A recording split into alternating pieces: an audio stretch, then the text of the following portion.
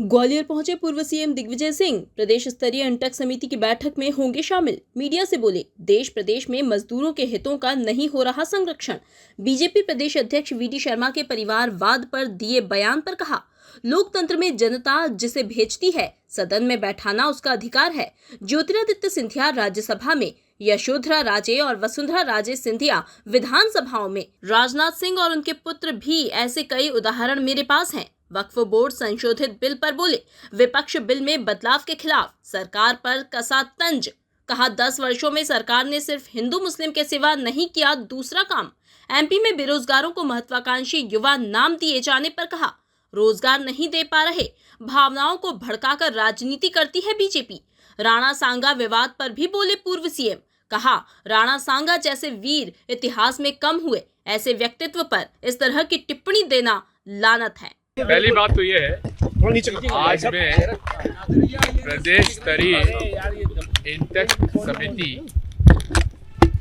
की बैठक के लिए आया हूँ, क्योंकि देश में और प्रदेश में मजदूरों के हितों का संरक्षण नहीं हो रहा है।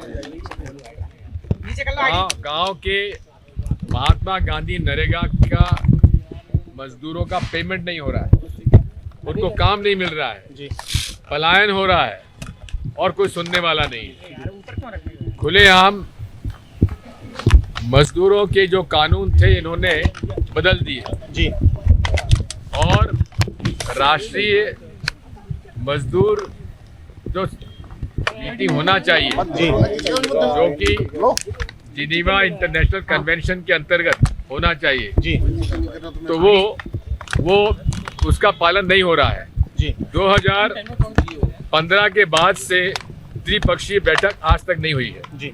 इन सब बातों को लेकर हम आज यहाँ बात करेंगे। हमारा हाथ किसी की तरफ निशाना नहीं है। लोकतंत्र में जनता जिसको भेजती है उसका वो अधिकार है। सिंधिया जी राज्यसभा में,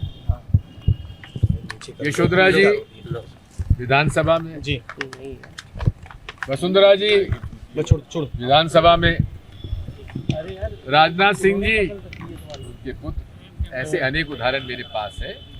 इसलिए लोकतंत्र में वही चुनकर आता है जिसे जनता चाहती है। परिवारवाद जो है ये सामंती प्रवृत्ति का सूचक है। इसलिए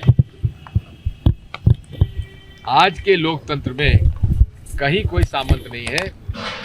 सामंत वो है जिसके पास वोट का हक है, यानी कि देश का हर नागरिक आज सामंत है। हम वक्फ बोर्ड जो संशोधित बिल लाया जा रहा है, हम उसके खिलाफ हैं, क्योंकि ये बुनियादी तौर पर भारतीय संविधान का जो प्रावधान है, माइनॉरिटीज का पूरा अधिकार है संरक्षण, उनके अधिकारों को छीनने का ये जो कुटिल प्रयास है इस देश में पिछले 11 साल में ये पूरी सरकार केवल हिंदू मुसलमान के अलावा दूसरा कोई काम नहीं कर रही। उनको रोजगार मत देना, उनको नए नए नाम दे देना। हालत ये है कि ना उनका रोजगार मिल रहा है, जो इम्तिहान हो जाता है उसका नतीजा नहीं आता।